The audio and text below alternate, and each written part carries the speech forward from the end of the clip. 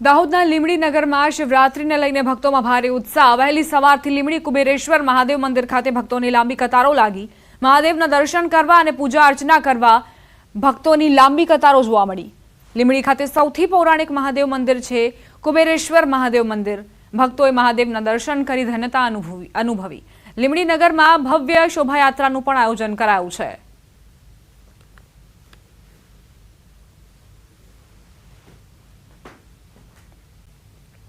આજે મહાશિવરાત્રીનો પાવન પર્વ અને ભક્તો વહેલી સવારથી ભગવાનના દર્શનાર્થે ઉમટી રહ્યા છે। ગોધરા ખાતે સમસ્ત બ્રહ્મ સમાજ દ્વારા પ્રતિવર્ષની જેમ આ વર્ષે પણ મહાશિવરાત્રી નિમિત્તે ભવ્ય શિવયાત્રાનું આયોજન કરવામાં આવ્યું। ચાંદની ચોક શિવાલયથી વાજતે ગાજતે ભગવાન શિવની પાલખી યાત્રાનું પ્રસ્થાન કરાવવામાં આવ્યું। સમગ્ર વાતાવરણ ઓમ નમઃ શિવાયના જયઘોષથી શિવમય બની ગયું। શિવયાત્રામાં ગોધરાના ધારાસભ્ય સી.કે. રાવલજી સહિતના પદાધિકારીઓ, મોટી સંખ્યામાં બ્રહ્મ બંધુઓ, ગાયત્રી પરિવાર, સામાજિક સંસ્થાઓ અને શિવભક્તો શિવયાત્રામાં જોડાયા હતા। મહાદેવની નગરચર્યા બાદ યાત્રાનું ચાંદની ચોક શિવાલય ખાતે સમાપન કરાયું હતું। જય મહાદેવ। આજે મહાશિવરાત્રિના દિવસે દર વર્ષની જેમ ગોધરા બ્રહ્મ સમાજ દ્વારા શિવજીની ભવ્ય શિવયાત્રા રામેશ્વર મહાદેવ મંદિર ચાંદની ચોક ખાતેથી અમે મોટા પાયે કાઢી રહ્યા છે અને એમાં તમામ સનાતન ધર્મી પ્રેમી જનતાઓ જોડાઈ રહી છે। તમામ સંગઠનો પણ અમને સાથ આપી રહ્યા છે અને આની અંદર આ આખા નગરની અંદર આ શિવયાત્રા ફરશે। મહાશિવરાત્રીનું પર્વ નિમિત્તે અને મહાકુંભની સમાપ્તિ નિમિત્તે આજે અહીં ગોધરામાં મોટા પાયે શિવયાત્રા સનાતન ધર્મની નીકળી છે અને એમાં મોટા પાયે આપણે બધી ક્લબો, બધા સંસ્થાઓ, બધા મંડળો, બ્રહ્મ સમાજ અને મહિલા પણ બ્રહ્મ સમાજ બધા મોટા પાયે જોઈન થયા છે। હર હર મહાદેવ, શિવ શંભુ। આ તરફ ગાંધીનગરના પ્રાચીન ધોળેશ્વર મહાદેવ મંદિરમાં શિવરાત્રીને લઈ ભક્તોની ભારે ભીડ ઉમટી। ધોળેશ્વર મહાદેવના દર્શન કરવા ભક્તોની લાંબી કતાર લાગી। મહાશિવરાત્રીને લઈ ધોળેશ્વર મહાદેવ મંદિરમાં 4 પ્રહરની વિશેષ પૂજાનું આયોજન કરાયું છે।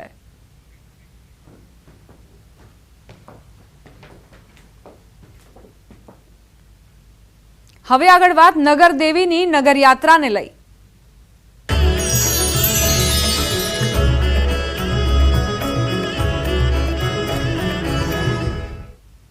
અમદાવાદથી સમાચાર। નગરદેવી ભદ્રકાળી માતાની યાત્રા 614 વર્ષ પછી પ્રથમવાર નગરદેવી નગરચર્યાએ નીકળ્યા। વાહનો અને હાથમાં ધજા સાથે ભક્તો જોડાયા। મેયર પ્રતિભા જૈને રથનું પ્રસ્થાન કરાવ્યું હતું। રથમાં ભદ્રકાળી માતાજીની પાદુકા મૂકવામાં આવી। મોટી સંખ્યામાં માઈ ભક્તો ઉમટ્યા છે। 6.25 કિલોમીટરની લાંબી નગરયાત્રાનું આયોજન કરાયું છે। નગરયાત્રા રિવરફ્રન્ટ ઘાટથી થઈને માં લક્ષ્મી મંદિર તરફ જશે। સંવાદદાતા વિભુ જોડાઈ ગયા છે વધુ જાણકારી સાથે। વિભુ, અત્યારે નગરચર્યાએ માતાજી નીકળ્યા છે, ક્યાં પહોંચ્યા છે તે વિશે કોઈ જાણકારી?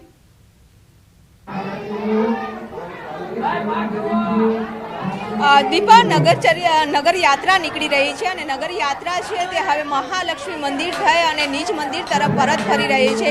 બહુચરા માતાજીના મંદિરે આવશે અને ત્યાં પણ ભદ્રકાળી માતાજીની જે પાદુકા છે એ પાદુકાની આરતી છે તે કરવામાં આવશે અને ત્યારબાદ નિજ મંદિર આવશે। એટલે કે અત્યારે મંદિરમાં આપ જોઈ શકો છો કે મંદિરમાં પણ તૈયારી છે તે વિશેષ કરી દેવામાં આવી છે। ત્યારે નગરચર્યાએ થઈ અને ફરી નિજ મંદિર આવશે માતાજીના પાદુકા, ત્યારે અહીં પણ મહાઆરતી છે તે કરવામાં આવશે। ખૂબ જ મોટી સંખ્યામાં છે તે ભક્તો પણ અહીં જોડાઈ રહ્યા છે। માનો વિશેષ શણગાર છે તે કરવામાં આવ્યો છે।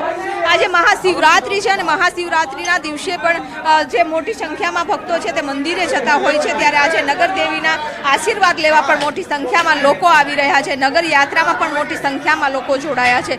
અહીં જ્યારે નગર યાત્રા પરત ફરશે નિજ મંદિરે, ત્યારે ત્યાં ભંડારાની પણ વિશેષ વ્યવસ્થા છે તે કરવામાં આવી છે। આજે મહાશિવરાત્રી છે એટલે પ્રસાદમાં પણ ફરાળી વસ્તુઓ છે તે રાખવામાં આવી છે। નગર યાત્રા હવે થોડી જ મિનિટોમાં નિજ મંદિર છે તે ફરશે અને પછી ત્યારબાદ અહીં આરતી કરવામાં આવશે। વિભુ, કેટલા કિલોમીટરની લાંબી આ નગર યાત્રા છે કે જે માતાજીના પ્રતીક રૂપ સમા પાદુકા જે છે મૂકવામાં આવ્યા છે રથમાં? કેટલા કિલોમીટર લાંબી છે? શું કેટલી સમયમાં પાદુકા નિજ મંદિરે પરત ફરશે?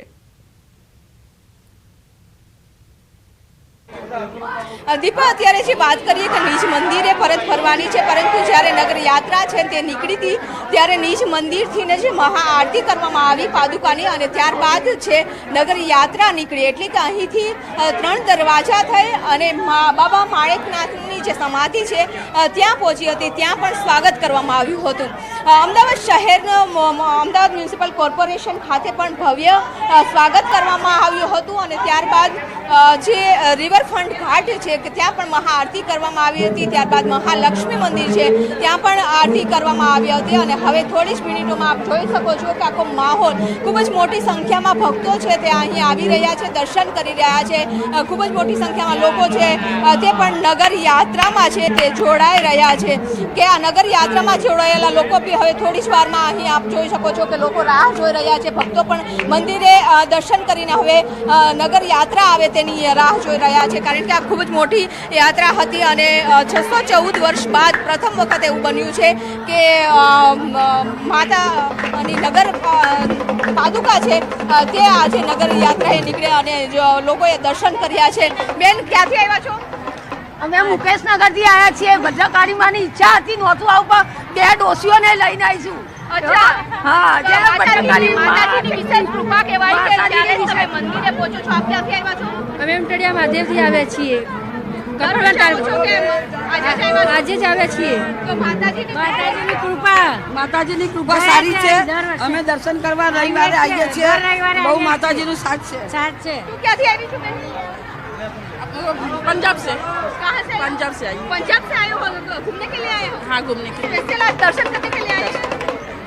माता जी का नाम सुनी ना, इसके लिए दर्शन करने के लिए आए। તો પંજાબથી પણ લોકો આવ્યા છે કે આજે કહેવાય છે કે નગર દેવી છે, અને જ્યારે અમદાવાદ શહેરમાં કોઈ લોકો આવતા હોય છે ત્યારે નગર દેવીના દર્શન કરવા, આશીર્વાદ લેવા અચૂક આવતા હોય છે. ત્યારે પંજાબથી પણ આવેલા લોકો છે તે અહીં દર્શન કરવા આવી રહ્યા છે. ખૂબ જ મોટી સંખ્યામાં ભીડ છે અને હવે લોકો પણ નિજ મંદિરે છે પાદુકા પહોંચે તેની રાહ જોઈ રહ્યા છે.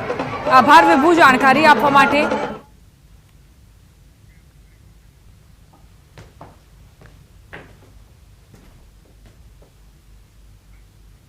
રોકાઈશું એક બ્રેક માટે. આપ જોતા રહો ન્યૂઝ 18 ગુજરાતી.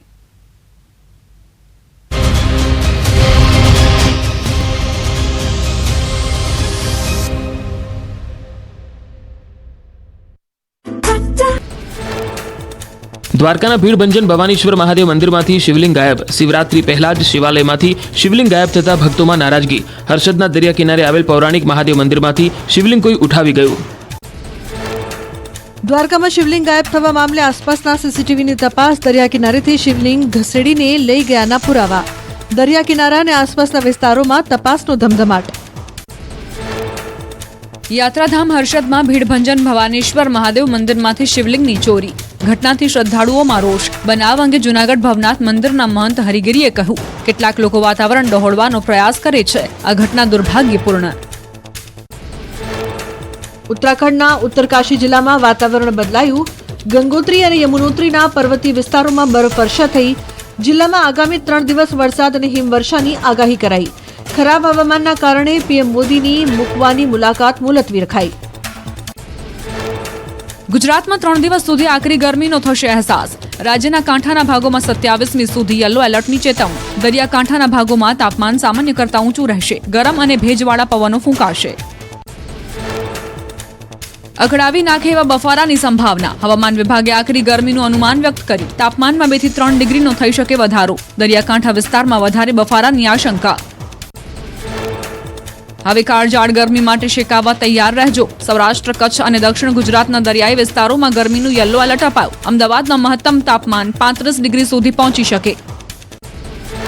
સુરેન્દ્રનગરના લખતરમાં પાક નુકસાનની સહાય અંગે ખેડૂત હિતરક્ષક સમિતિની રજૂઆત. તાવી, દેવળિયા, છારદ, વિઠલાપરા સહિતના ગામના ખેડૂતોએ કર્યો વિરોધ. સહાય ચૂકવવામાં નહીં આવે તો ઉગ્ર આંદોલનની ચીમકી. અરવલ્લીના મેશ્વો ડેમમાંથી કેનાલમાં 4થા તબક્કાનું પાણી છોડાયું. ડેમમાંથી ખેડૂતોને સિંચાઈ માટે 60 ક્યુસેક પાણી છોડાયું. ભિલોડા, મોડાસા અને ધનસુરાના 60 ગામના ખેડૂતોને થશે ફાયદો. 7000 હેક્ટર જમીનના પાકને થશે ફાયદો. રાજકોટના ગોંડલમાં ટોલનાકું બંધ કરાવવા ઉપવાસ આંદોલન. જેતપુર ટોલનાકું બંધ કરાવવા એડવોકેટ ધ્રુવકુમાર કાછડિયા આંદોલન પર બેસ્યા. આંદોલનને કોંગ્રેસે ટેકો જાહેર કર્યો. 60 કિલોમીટરના અંતરમાં 2 ટોલનાકાનો વિરોધ. બોડેલીની વડા તલાવ ગામ પાસે રેસિડેન્સી શાળામાં બાળકોને મેન્યુ પ્રમાણે ભોજન ન અપાતું હોવાનો આરોપ. બાળકોએ કહ્યું પાણીની પૂરતી વ્યવસ્થા નથી, શિયાળામાં ગરમ પાણી નથી અપાતું.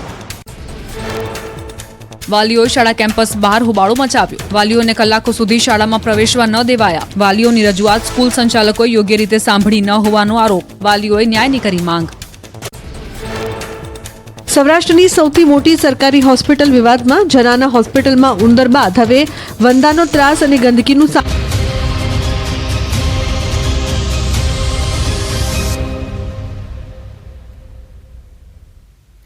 Welcome back. હેરિટેજ સિટી અમદાવાદની અને સાબરમતી નદીની ગાથા વર્ણવતા ગ્રંથ લોકાર્પણ થયું. સાબરમતી મહાત્મ્ય ભાગ ગ્રંથ 2નું લોકાર્પણ થયું. આ ગ્રંથનું સંપાદન ઇતિહાસકાર રિઝવાન કાદરીએ કર્યું છે. આ ગ્રંથના પ્રથમ ભાગનું લોકાર્પણ 2015માં થયું હતું. સાબરમતી મહાત્મ્ય ભાગ ગ્રંથ 2નો લોકાર્પણ કાર્યક્રમ અમદાવાદના 614માં સ્થાપના દિવસની પૂર્વ સંધ્યાએ યોજાયો. સ્વામિનારાયણ ગાદી સંસ્થાન મણિનગરના આચાર્ય સ્વામી જીતેન્દ્રિય પ્રિયદાસજી મહારાજના અધ્યક્ષ સ્થાને કાર્યક્રમ યોજાયો, જેમાં મુખ્ય મહેમાન તરીકે જગન્નાથજી મંદિરના મહંત દિલીપદાસજી મહારાજ હાજર રહ્યા હતા.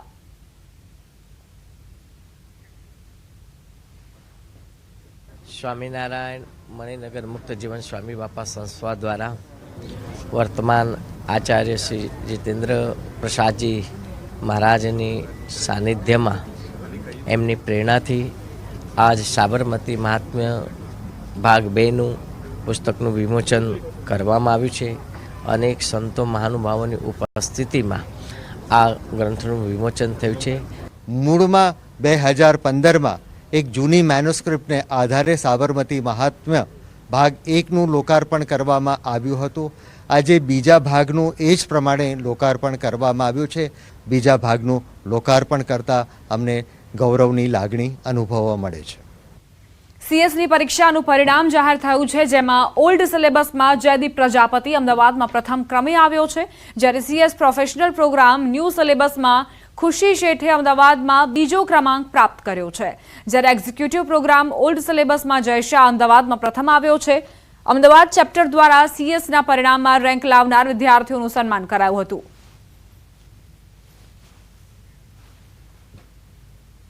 આજે પ્રોફેશનલ અને એક્ઝિક્યુટિવ સીએસનું રિઝલ્ટ આવેલું અને જેમાં હું અમદાવાદ રેન્ક 2 હોલ્ડ કરું છું, જે મને પ્રાઉડ છે કે હું અહીંયા આ અમદાવાદ ચેપ્ટરમાં છું અને હું આ રેન્ક હોલ્ડ કરું છું. હું ગુજરાતી મીડિયમ સ્ટુડન્ટ છું અને અત્યારે મેં all India rank 7 old syllabus CS પ્રોફેશનલમાં એચીવ કર્યો છે. અને હું ગુજરાતી બેકગ્રાઉન્ડમાંથી હતો અને મેં 11th અને 12thમાં સેક્રેટરી પ્રેક્ટિસ જે સબ્જેક્ટ આવે છે તેના પરથી મારું ડિસિઝન લીધું હતું અને કે હું સેક્રેટરીમાં કામ કરીશ આગળ. મેં સ્ટાર્ટિંગથી કન્સિસ્ટન્ટલી વાંચવાનું રાખ્યું હતું કે હરરોજ ઘર આવીને ક્લાસીસ ખતમ થઈ જાય તો 1-2 કલાક જેટલું ક્લાસીસમાં ભણાયું તેટલું ભણીને જ પછી કાંઈ બી એક્ટિવિટી કરું, અને એ કન્સિસ્ટન્ટલી મેં આમ મેન્ટેન જ કર્યું હતું એન્ડ સુધી. અમદાવાદમાં કયો રેન્ક આવ્યો છે તમારો? અમદાવાદમાં રેન્ક 3 આવ્યો છે મારો. મંદીના દોરમાંથી પસાર થઈ રહેલો હીરા ઉદ્યોગ જેમાં તેજીના સંકેત જોવા મળી રહ્યા છે. વીટી, મંગળસૂત્ર અને બુટ્ટીમાં ઉપયોગમાં લેવામાં આવતા -2 સાઇઝના હીરાની ડિમાન્ડમાં વધારો થયો છે. -2 સાઇઝના હીરાની ડિમાન્ડ દેશ વિદેશમાં જોવા મળી રહી છે, જેના કારણે આ પ્રકારના હીરાના કેરેટના ભાવમાં છેલ્લા 15 દિવસમાં જ સરેરાશ 10% વધારો થયો છે. -2 સાઇઝના કેરેટ હીરાનો ભાવ દિવાળી પહેલા 19 થી 35,000 રૂપિયા સુધી હતો, જે હાલ 22 થી 38,000 રૂપિયા થઈ ગયો છે.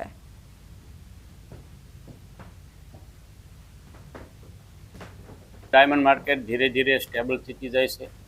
નવી ડિમાન્ડો નીકળતી થઈ છે.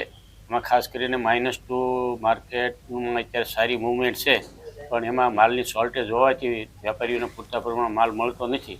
પણ અત્યારે જાજી મેન્યુફેક્ચર કંપનીઓએ પતલો માલ ચડાવ્યો હોવાથી નજીકના સમયમાં એટલે 10-15 દિવસની અંદર નવો માલ માર્કેટમાં આવવાની પૂરી શક્યતાઓ છે.